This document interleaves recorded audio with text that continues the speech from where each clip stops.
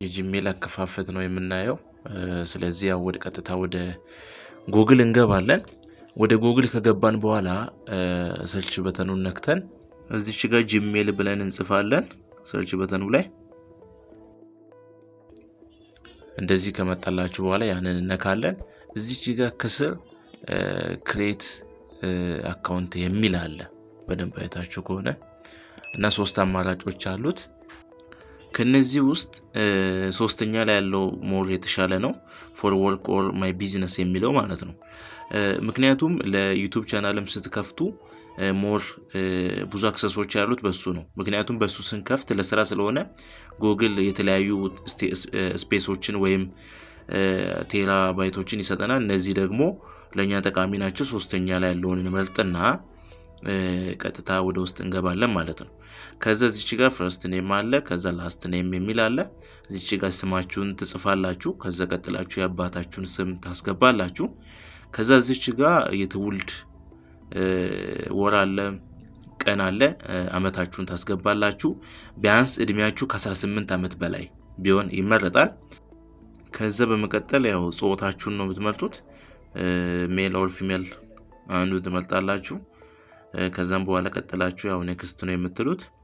ከዛ ያው በመቀጠል እዚች ጋር ደግሞ የተለያዩ ሜሎችን ራሱ ከስማችን በመነሳት ሰርቶ ያሳየናል።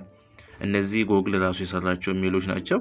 ከፈለግን እነሱን እንመርጣለን። ካልሆነ ደግሞ የራሳችንን መጻፍ እንችላለን።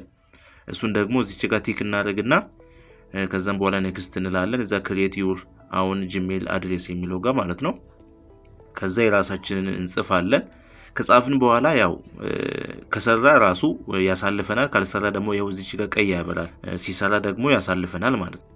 እዚች ጋር ፓስወርድ ላይ መጠንቀቅ ያለባችሁ ነገር ቁጥር ብቻ አይቀበልም። ለምሳሌ ቁጥር ከዛም በኋላ የሆነ ስማችሁን ከዛ ወያት ማስገባትም ትችላላችሁ። እነዚህ ነገሮችን አንድ ላይ ስትጨማምሩ ፓስወርዱ ስትሮንግ ይሆናል። ስለዚህ ቁጥር ብቻ እንዳትጽፉ፣ ስማችሁንም እያስገባችሁ ማለት ነው። ስለዚህ ፓስወርዳችሁ ተቀባይነት የሚኖረው ስትሮንግ ሲሆን ነው። ከስር ደግሞ ራሱን ፓስወርዱን ደግማችሁ ትጽፋላችሁ፣ እንዳትሳሳቱ።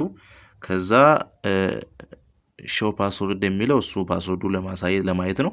ከዛ ኔክስት ነው የምትሉት። ከዛ እዚች ጋር ስልክ ቁጥራችሁን ታስገባላችሁ። በስልክ ቁጥራችሁ ኮድ ይደርሳችኋል። ኮዱን እዚች ጋር ማስገባት ነው፣ የሚከብድ ነገር የለውም። ኮዱን ካስገባችሁ በኋላ እዚች ጋር አድ ሪኮቨሪ ኢሜል የሚል አለ።